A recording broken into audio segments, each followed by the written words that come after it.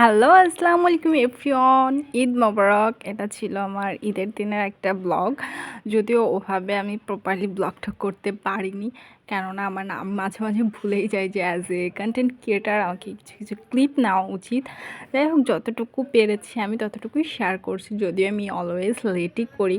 অনেকের ভিডিওগুলো একদম ঈদের দিন বা ঈদের পরের দিন সুন্দর করে কিভাবে এডিট করে আপলোড করে, আই হ্যাভ নো আইডিয়া। তাদের অনেক বেশি এনার্জি, আই নো। যাই হোক, ঈদের দিন সকালবেলায় যে আমি কিন্তু মেহেদি দেইনি, অনেকে আমাকে ইনবক্স করেছিল যে আপু মেহেদি দাওনি কেন, বা ফ্রেন্ডরা যদি মেহেদি দাওনি কেন।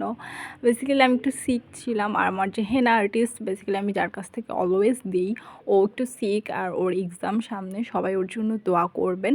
তাই ওভাবে আর মেহেদি টেহেদি দেওয়া হয়নি।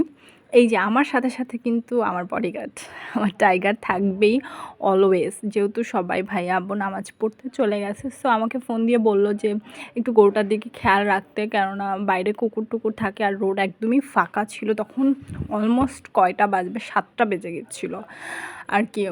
সো ওকে আমি লাস্টবারের মধ্যে একটু আদর করে নিচ্ছিলাম, বিকজ একটু পরে ওকে আর দেখা যাবে না। সো আমার না কেন জানি না এবার খুব খারাপ লাগতেছিল, বিকজ এর আগে আমি গরুর কাছে কখনোই যেতাম না, আমি ভয় পেতাম।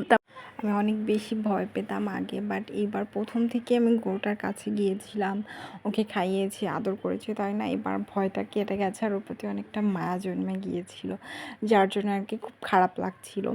আর এটা ছিল কোরবানির আগ মোমেন্ট। যদিও ওই জিনিসটা আমাদের খারাপ লাগলেও এটা আমাদের ধর্মীয় রীতি, আমাদের তো অবশ্যই পালন করতে হবে। যাই হোক, তারপর উপরে চলে আসলাম, দেখলাম অনেক সুন্দর করে অনেকগুলো ডেজার্ট রান্না করা হয়েছে। যদি আমি একদমই মিষ্টি জিনিস পছন্দ করি না, বাট আম্মু বললো ঈদের দিন নাকি একটু হলেও খেতে হবে।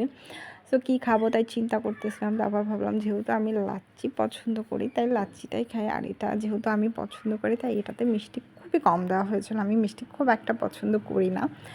সো তাই ভাবলাম একটু লাচ্ছি খাওয়া যাক। সো বসে বসে লাচ্ছি খাচ্ছিলাম, দেন আবার নিচে চলে আসলাম। এতবার আমাকে উপর নিচ করা হয়েছে, কি বলবো, এটা লাগবে সেটা লাগবে এই আর কি।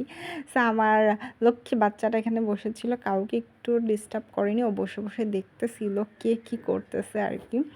তারপর এই যে সকালের খাবার খাওয়ার জন্য আর কি ব্রেকফাস্টটা অনেক আগেই স্কিপ হয়ে গেছে। তারপর যে খিচুড়ি রান্না করেছিল মেবি অলমোস্ট তখন 11টা সাড়ে 11টা বেজে গেছে, খেয়ে নিলাম। তারপরে এই যে লাঞ্চ করলাম দুপুরে 4টার দিকে, যে গরুর মাংস দিয়ে লাঞ্চ করা শুরু হয়ে গেছে, এটা যে কতদিন চলবে আল্লাহ মাহবুব জানে। যাই হোক, তারপর সন্ধ্যার পর বসে বসে একটা হরর মুভি দেখতেছিলাম। আমি কিন্তু হরর মুভি দেখতে ভীষণ ভালোবাসি, বাট খুবই ভয় পাই, এক্সাইটমেন্ট নিয়ে দেখি পরে যে এত অবস্থা খারাপ হয়ে যায়।